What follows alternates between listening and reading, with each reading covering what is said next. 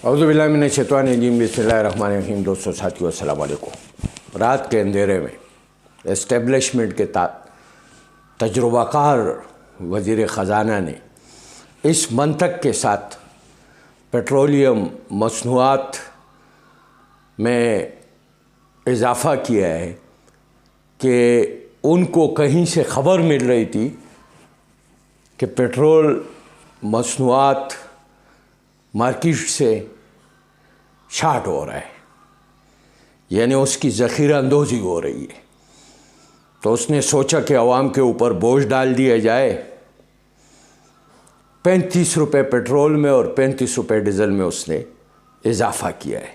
ये है वो काबिल तरीन वज़ीर ख़ज़ाना जिसको सरकारी प्रोटोकॉल में पाकिस्तान लाया गया था, जिसके सारे केसेस ख़त्म कर दिए गए।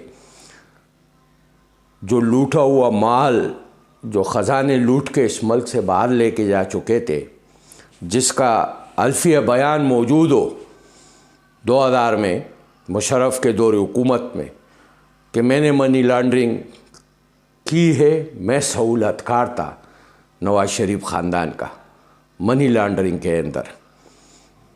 उस शख्स को सरकारी प्रोटोकॉल के साथ लाया गया, जो हमारी इस्टेब्लिशमेंट की रवायत रही है। बुग़्ज़े इमरान ख़ान आज उन क़ुव्वतों के साथ बैठी हुई है जिन क़ुव्वतों के बारे में ये ख़ुद कहते थे कि ये करप्ट भी है और ये मुल्क की सलामती के लिए ख़तरा भी है, जिसकी मिसाल मेमो गेट है, जिसकी मिसाल डॉन लीक से ये मिसालें मौजूद है। और इनकी टेबलों के ऊपर किताबें पड़ी होती थी इन नाअहलों की, जरदारी माफिया, शरीफ माफिया, फ़ाइलें नहीं, पूरी पूरी किताबें इनकी कारनामों की एस्टेब्लिशमेंट के टेबलों पे पड़ी होती थी और लोगों को बुला बुला के वो पढ़ाया जाता था।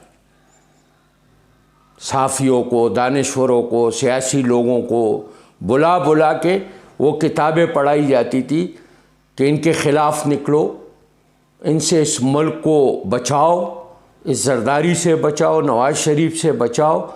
आज हमारी एस्टेब्लिशमेंट, ये लोग एस्टेब्लिशमेंट के लाडले बने हुए, ये तजुर्बाकार हो गए, ये मुल्क को माशी बुरानों से निकालेंगे, ये मुल्क के अंदर माशी इनकलाब लाएंगे। ये है हमारी इस मुल्क की इस्टेब्लिशमेंट। इनकी नाक़िस पॉलिसियों की वजह से माजी में भी इस मुल्क को बहुत नुकसान पहुंचा है। बांग्लादेश हमसे अलग हुआ है, बलूचिस्तान में आज भी बगावत की तहरीकें चल रही है। इनकी नाक़िस पॉलिसियों की वजह से एस्टेब्लिशमेंट की इन्हीं इत्तेहादियों के साथ मिलकर हमने अमेरिका के लिए अपनी सरज़मीन को इस्तेमाल किया अफ़गानिस्तान के ख़िलाफ़।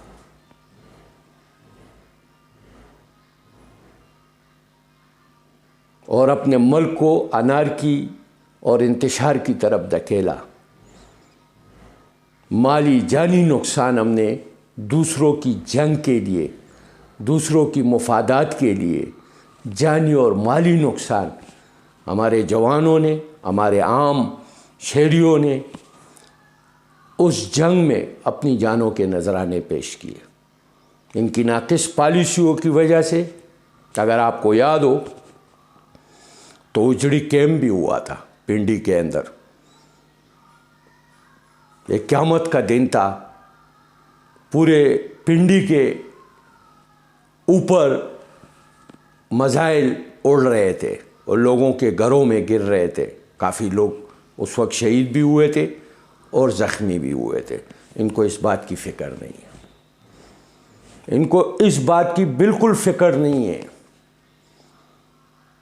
ये इतने अपनी ताकत में मस्त हो चुके हैं हमारी इस्टेब्लिशमेंट कि वो किसी सूरत में भी इस बात को कबूल करने के लिए तैयार ही नहीं है कि हम अपनी आईनी हदों के अंदर चले जाएं।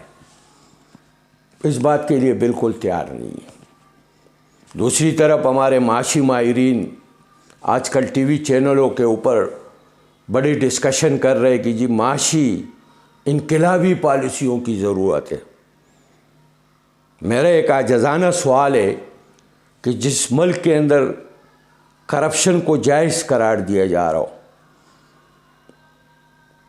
सियासी और गैर सियासी लोग मिलकर, जो अपने आप को गैर सियासी कहते हैं, जो पाकिस्तान की इस्टेब्लिशमेंट है, वो और सियासी माफियाज मिलकर मुल्क के ख़जानों को बेदर्दी से लूटते रहे और मुल्क से बाहर मुंतकिल करके बड़े बड़े महल और कारोबारी सेंटर बनाते रहेंगे, शॉपिंग सेंटर, अपने कारोबार, अपने बच्चों की मुस्तकबिल बैरूनी मुल्क में महफूज करेंगे और ख़जाने पाकिस्तान के लूटेंगे और उनको सज़ा नहीं दी जाएगी, उनको इनारो दिया जाएगा।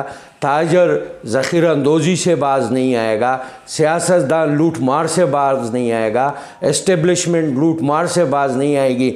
वहाँ पर माशी इनकलाबी पॉलिसियाँ बन सकती है, वहाँ खूनी इनकलाब आता है। उस माशरों के अंदर उस मुल्कों के अंदर खूनी इनकलाब आता है। 9 महीने से मुसलसल इमरान खान इस खूनी इनकलाब को रोकने की कोशिश कर रहे हैं। अवाम को अंगेज रखा हुआ है अपने साथ, उम्मीद की किरण दिखाकर अपने साथ अंगेज रखा हुआ है। अवाम बेरोज़गारी से तंग आ चुकी है, महंगाई से तंग आ चुकी है, अवाम ख़ुदकशियाँ करने पर मजबूर है। और जहाँ मुल्क के अंदर बेरोज़गारी और महंगाई से लोग अपनी जानें पेश करने लग जाए, तो वहाँ ये उम्मीद नहीं रखा जा सकते कि किसी का महल महफूज हो सकेगा। इमरान खान साहब एक डिमांड कर रहे हैं कि अगर इस मुल्क को बहरानों से निकालना है तो इलेक्शन कराओ साफ और शफाफ, लोगों को मौका दो कि लोग अपने वोट के ज़रिए अपने लोगों को मुंतखब करके हुकूमत चलाने का इख्तियार दे। आईनी डिमांड है। उस डिमांड के बदले में FIR कटवाओ, कातिलाना हमला करो। साबिक़ वज़ीर-ए-आज़म इमरान खान पर 70 FIR काटी गई है, जिसमें दहशतगर्दी की FIR भी शामिल है। FIR काटो, कातिलाना हमला करो, FIR नहीं कटवाओ, इन्वेस्टिगेशन नहीं करो, PTI के वर्करों को दहशतगर्दी की FIRों में डालो, जेलों में डालो, बगावत का मुकदमा दर्ज करो। उसके मुकाबले में हमारी इस्टेब्लिशमेंट और इसकी लाडली हुकूमत मिलकर उन तमाम आवाज़ों को बंद करने की कोशिश कर रही है जो इस मुल्क में इलेक्शन की डिमांड कर रही है, जो इस मुल्क में इनकी कोताहियों की निशानदेही कर रही है, चाहे वो सहाफ़ी हो, चाहे वो तहरीक इंसाफ का सियासी वर्कर या लीडर हो। दहशतगर्दी बगावत की FIR तो ऐसी काटी जा रही है जैसे पहले से जो है SHO के पास रखी होती है। आप अंदाज़ा इस बात से लगाए कि ये जमहूरी हुकूमत है।